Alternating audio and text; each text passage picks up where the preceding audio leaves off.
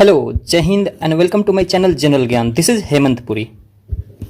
ये general study के लिए वन लाइनर का बुक है महेश कुमार बर्नवाल का। I think you must be knowing.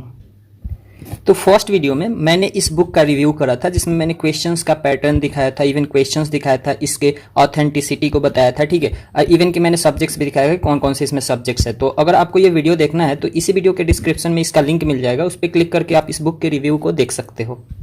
इसके अलावा इंडियन पॉलिटी का first chapter and second chapter constitutional development of India and it's sources मैं ऑलरेडी कवर कर चुका हूं, इसका भी लिंक डिस्क्रिप्शन में मिल जाएगा। उसके बाद geography of India a general introduction, ये भी वीडियो में कवर कर चुका हूं। ये ज्योग्राफी ऑफ इंडिया का फर्स्ट चैप्टर था, ठीक है। इसे भी आप देख सकते हो। And last but not the least the video was world geography. किसका वीडियो था? वर्ल्ड ज्योग्राफी का। इसमें the universe and the solar system में कवर किया हूं, इसको भी आप जाके देख सकते हो। तो देखो, ये इस बुक का इंडेक्स है, ठीक है। इसमें मैंने बताया पार्ट 1 में क्या था, इंडियन ज्योग्राफी। इसमें हमने constitutional development of India and various provisions of the constitution and their sources, ये हो चुका है, ठीक है। फिर पार्ट बी में ज्योग्राफी था, जिसमें इंडियन ज्योग्राफी जनरल इंट्रोडक्शन हम लोग ऑलरेडी कवर कर चुके हैं। फिर पार्ट इसी ज्योग्राफी में ही वर्ल्ड ज्योग्राफी, लास्ट वीडियो वाला मैं जो बताया, इसमें the universe and the solar system कर चुके हैं। और आज हमें करना है इन्वायरमेंट का, इन्वायरमेंट एंड इकोलॉजी, ठीक है। तो देखो, अगर आपको वो सब वीडियोस देखना है तो आपको ज़्यादा कुछ नहीं करना है। You don't have to work a lot. आपको एक सिंपली डिस्क्रिप्शन में जाना है, ठीक है। वहाँ आपको ऐसे दिखेगा, ठीक है। तो आप इस पर क्लिक कर सकते हो। वन लाइनर बुक रिव्यू देखना है तो फर्स्ट में ही दिख जाएगा। फिर इंडियन पॉलिटी का लिंक ऑलरेडी मैं दे चुका हूँ, ठीक है। इंडियन जियोग्राफी का भी लिंक दे चुका हूँ, ठीक है। फिर इंडियन जियोग्राफी में आपको द इंट्रोडक्शन ऑफ इंडिया का मिल जाएगा। फिर वर्ल्ड जियोग्राफी में the universe and the solar system link में, ये डिस्क्रिप्शन में ही लिंक मिल जाएगा, ठीक है। आप उस पर क्लिक करके जा सकते हो। और फर्दर मैं आपको बता दूं कि यहीं पे, जैसे अब मान लो कि नेक्स्ट वीडियो आता है इंडियन पॉलिटी का, ठीक है, तो यहीं पे उसका वीडियो लिंक मैं डाल दूंगा, ठीक है। So it would be easy to navigate for you particularly, ठीक है। तो आज हम लोग पार्ट सी का शुरू करते हैं, environment and ecology. It is quite smaller chapter, तो ये जल्दी खत्म हो जाएगा। तो चलिए शुरू करते हैं इन्वायरमेंट को। तो देखो, मैं ऑलरेडी आपको पैटर्न बता चुका हूँ पिछले वीडियोज में। मैं क्वेश्चंस करूंगा, ठीक है। मैं क्वेश्चंस पूछूंगा and you have to answer, you have to think your answer, ठीक है। उसके बाद मैं आंसर ऑलरेडी बताऊंगा ही, ठीक है। So what is our first question? Ecology is the study of traditional relation between home. Ecology जो स्टडी है, ये स्टडी है किसका? ट्रेडिशनल रिलेशन का। तो आपको बताना है कि किन के बीच में, ठीक है। तो ये ऑर्गेनिजम्स एंड इन्वायरमेंट के बीच में होता है, ठीक है। What is our next question? What are the three major components of the environment? Environment के 3 मेजर कंपोनेंट्स क्या क्या हैं?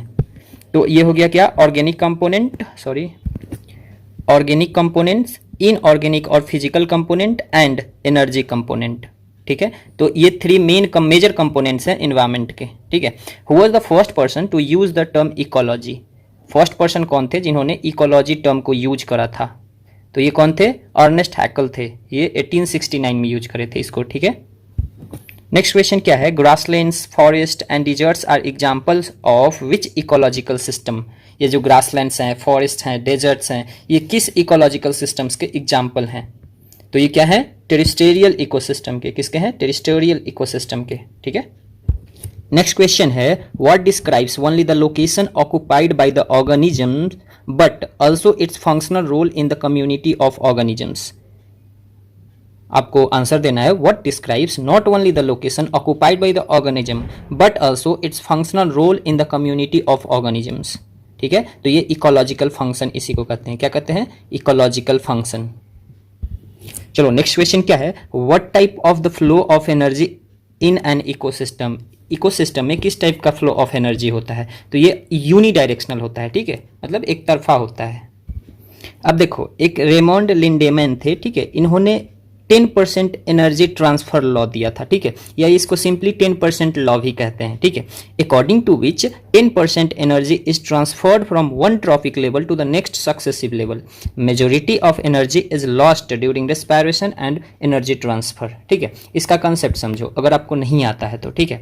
देखो, ऐसे हम लोग समझते हैं किसको? ट्रॉपिक लेवल्स को। सबसे पहले कौन आते हैं? प्रोड्यूसर्स आते हैं, उसके बाद प्राइमरी कंज्यूमर्स आते हैं, फिर सेकेंडरी कंज्यूमर्स आते हैं, फिर टर्शियरी कंज्यूमर्स आते हैं, ठीक है। तो हम लोग प्रोड्यूसर्स में हम लोग हमेशा किसको रखते हैं? वैसे चीज जो क्लोरोफिल को कंटेन करता है, ठीक है। अब इसमें आप प्लांट्स मत बोल देना, ठीक है। फिर आप इसमें सिर्फ प्लांट्स बोलोगे, ट्रीज एंड प्लांट्स बोलोगे तो फिर एल्गी छूट जाएगा, ठीक है। और एल्गी भी प्रोड्यूसर में आता है, क्योंकि वो भी क्या है, उसके पास भी क्लोरोफिल होता है एंड वो भी फोटोसिंथेसिस करता है। ठीक है, तो आप सिंपली प्रोड्यूसर्स कौन होते हैं, तो जो क्लोरोफिल कंटेंट करते हैं। ठीक है, अब देखो चलो ठीक है, मान लेते हैं ये प्लांट्स हो गए। ठीक है, समझने के लिए। फिर प्राइमरी कंज्यूमर्स कौन हो गए, तो प्राइमरी कंज्यूमर कौन होते हैं, जो प्लांट्स को डायरेक्टली खाते हैं। ठीक है, जैसे मान लो डियर हो गया। ठीक है, अब डियर को कौन खाता है, लायन खाता है।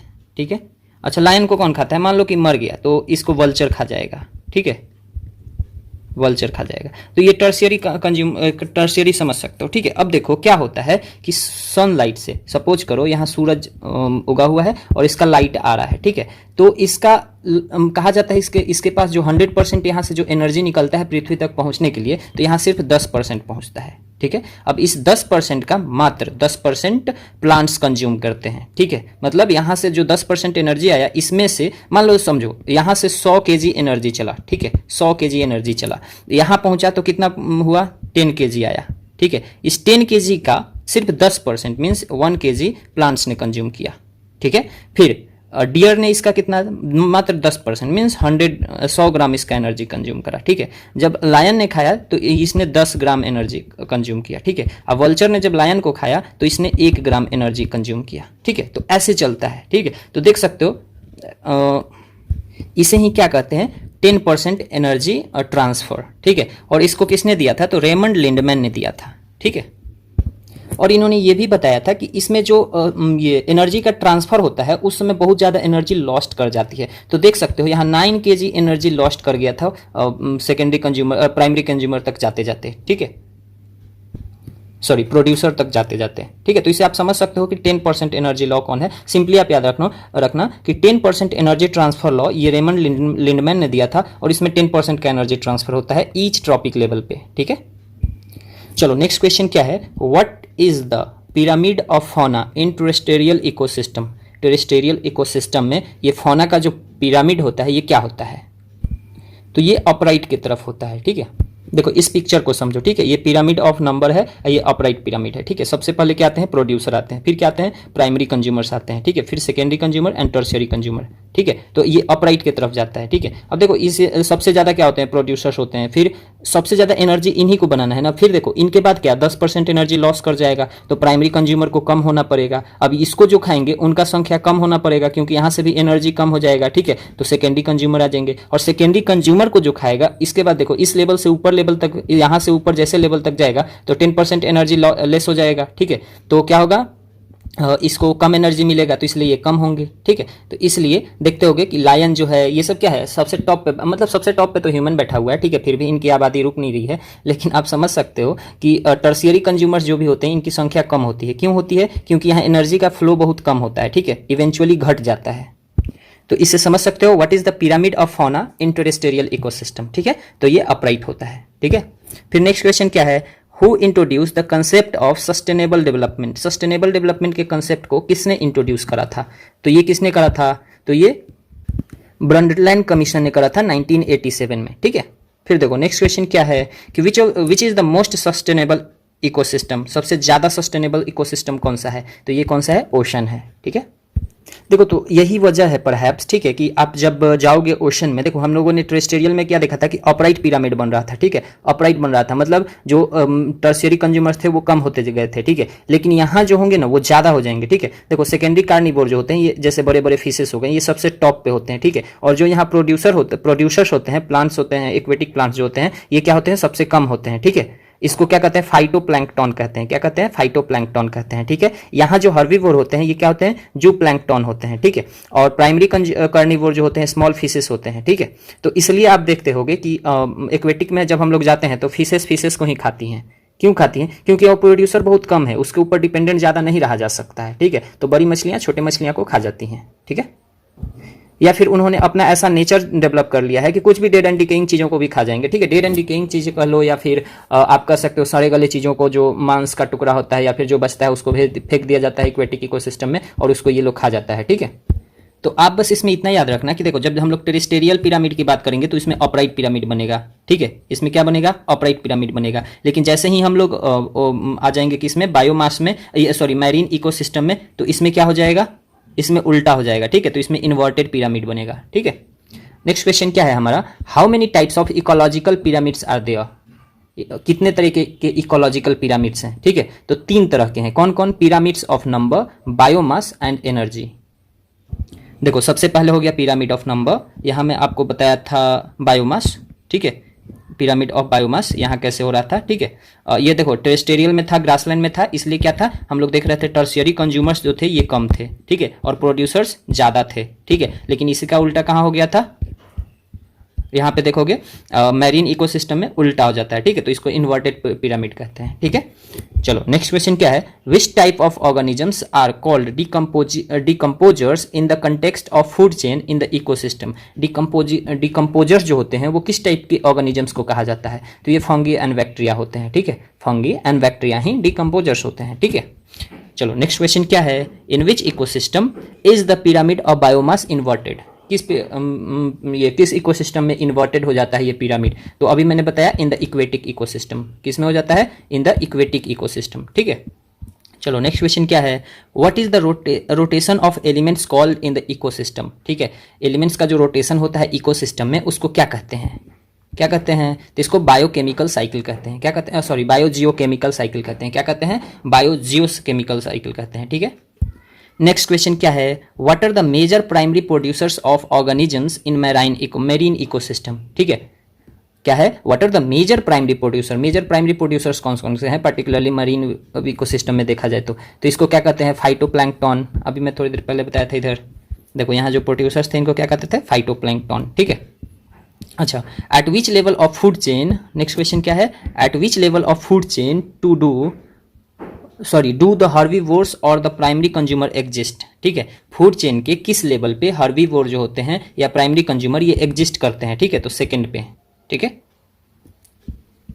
क्योंकि फर्स्ट पे कौन आता है? प्रोड्यूसर्स आते हैं, और ये वैसे ऑर्गेनिजम्स होते हैं जिनके पास क्या होता है? क्लोरोफिल होता है, ठीक है।